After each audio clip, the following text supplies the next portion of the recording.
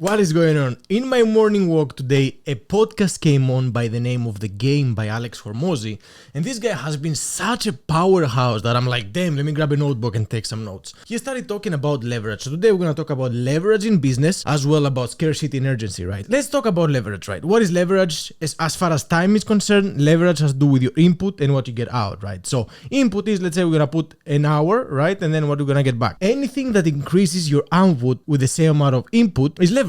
It's not just money. Naval Ravikant, right? He says there is 4 types of leverage. 4 types. The 4 types of leverage are leverage around labor. You make money and then you make enough money to pay at least one employee to earn back your time. Now here is where it gets a little tricky with this kind of leverage. The problem there is that what are you gonna do with the time you bought back? Because when you're starting a business, you have to work double time, right? When you work double time just to pay yourself and somebody else. When you reach to a point where you can pay somebody else, then what do you do with that extra time? And this is where I see many people make a mistake. First of all, they win that all this extra time back by delegating things, and then they don't do anything with the extra time. You gotta make sure that you work on a higher level opportunity. You gotta make sure that you work on things that they have a better return on your time and investment, right? The first kind of leverage is leverage around employees. Number 2, the second round of leverage around capital. So in our field, real estate, this is the most important thing, right? Leverage around capital. This is what they call leverage on a property. This is loans. If we think of leverage as a measure of time, right? You take somebody else's money from the bank, a loan, right? And then you use this kind of stored time to invest it somewhere else. So you, with minimal amount of capital from your pocket, with 0 to like 20% down if it's an investment, you can buy something that's like 10 times bigger than what your pocket could ever buy. This is leverage around capital. This is what most people in real estate, loans, even stocks sometimes. This way, if you think, like I said, of money as a measure of time, so somebody else took the time to earn that money and then now it gives it to you in the form of a loan so you can invest it somewhere else, right? So number 2, leverage as far as time and money goes is leverage around capital. Number 3 is software. Now here is what happens when it comes to software.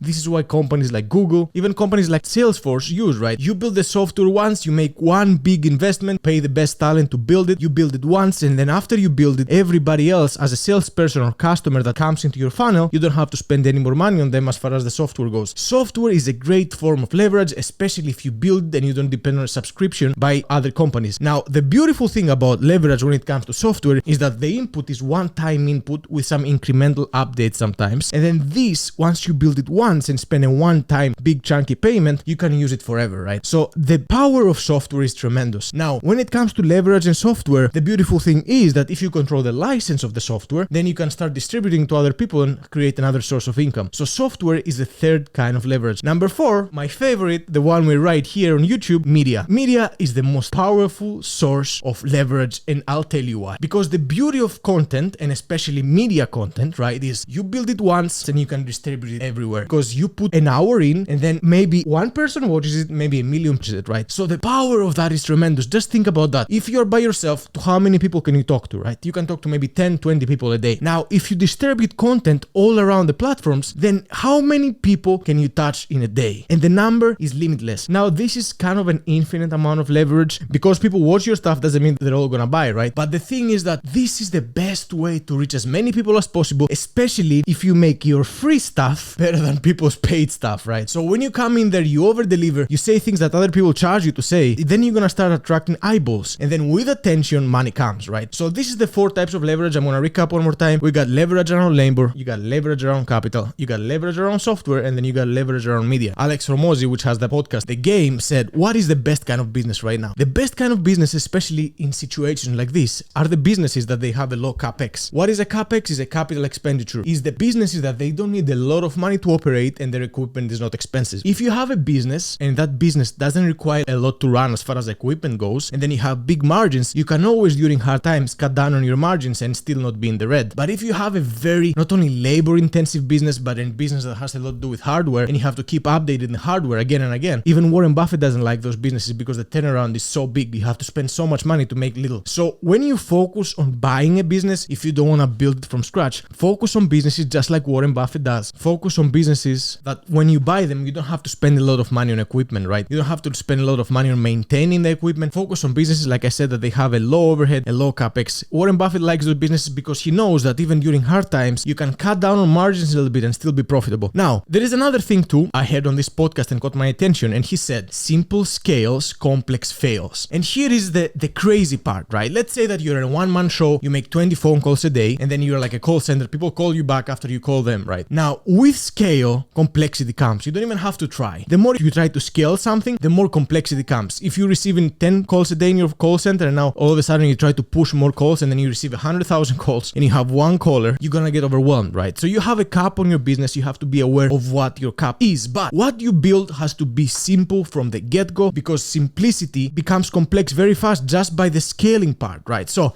if you start with something complex and you're not very clear, I guarantee you just the fact that you're gonna try to scale it is gonna create so many more issues for you. Simple scales, complex fails, right? This was such a powerful thing, and he's so right about that, because the more you try to grow something, the more logistics come into play, the more other things that they are so inherent with growth come in, and they make it complex even if you started simple. He says he was at a charity event at an Arnold Schwarzenegger thing, and he was a big donor. So he says, as I was there, they just wanted to introduce the donors to each other. So a guy that does big jewelry things like $500,000 watches, and they're talking about why they increased the price of the charity event from $50,000 to $25,000. He says, the guy that gave them that idea, that does the expensive watch, he says, when demand increases, right? Cut supply. When demand increases, cut supply. What does he mean by that? Why would you want to do that? Louis Vuitton, Chanel, all these high-end brands, even Bugatti, right? As far as cars go, everybody wants to get in, and they're like, oh, I'm sorry, you gotta wait. You see, this is the kind of scarcity that it doesn't matter if you have the ability to produce enough to serve more people. All that matters is that you gotta have less supply than demand. And think about how brilliant that is, even if you're in a high-end business or not such a high-end business. If you try to keep chasing new leads after new leads and fulfill everything, well, this is gonna create a very big issue for you guys. You know why? Because you have a cap on your business, and you have to know what is your cap. Because look at the difference, right? It's very different to say, I can only take 10 people as a small business. People think, oh yeah, he's a small business, you can only handle 10 customers at a time. But look at the difference. What if you say, I only take 10 people? I only take 10 people. I don't know if you guys remember the Bernie Madoff documentary, where this guy is like stealing everybody's money and pretending to be investing it, but he doesn't invest anything. He's just stealing it because it's a pyramid scheme. So he takes all this money, and then when people start asking questions like, oh, don't ask me too many questions, I'm gonna return your money. Oh, don't ask me too many questions, you're gonna get your check back, and don't ask me how I invest my money. Scarcity is such a powerful thing, especially because it puts you in a position of power that says, hey, listen,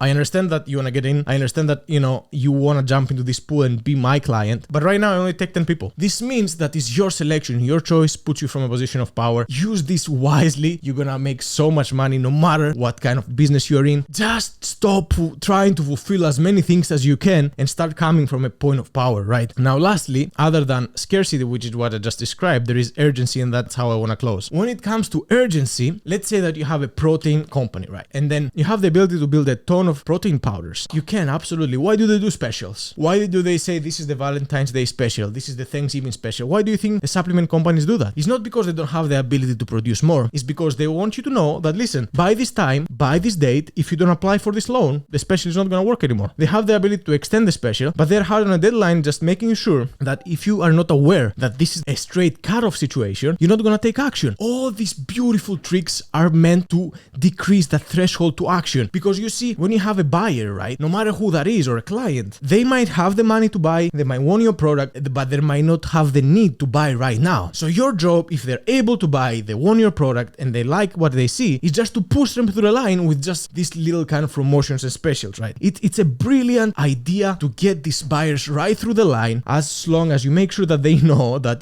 this ends tomorrow. Doesn't matter if I have any more units at the back. This ends tomorrow. This loan ends tomorrow. This interest rates ends tomorrow. If you don't come through the line right now, this ends tomorrow, right? These are tricks that, big companies use, and we can take notes because this is so brilliant. So scarcity and urgency. And then the last thing I want to tell you, if you want to make the most compelling offer that somebody cannot say no to you, Alex Hormozi says what you can do is give them a guarantee. So after you attacked all the negative, I'm not sure if I want to buy now, all these objections, then you can give them the most compelling offer possible and say, hey, listen, okay, I understand you have your concerns, try the product, pay us right now, and then you have 30 days to return it. And we're gonna get it, no questions asked, right? You see, this minimizes the amount of chances that somebody's gonna say no to you because you attack them on both ends. You told them that, hey, listen, at the one side of the situation, this ends tomorrow, and then on the other side, you can buy today, but there's nothing for you to lose. If you can make an offer compelling enough that people have a very hard time saying no to, you're gonna make a killing in sales or in any business business that you guys are gonna try to run. This is like gold to me. The moment I heard this, I'm like, let me grab my notebook and start taking notes. And then this guy has $500 million worth of sales, right? He does acquisition. He has acquisition.com. When people like that talk, we better listen. I love you. Hope you guys got some value out of this. I don't want it to be boring. Let's switch it up. Do some business, do some real estate, do some stocks. I'll catch you guys soon and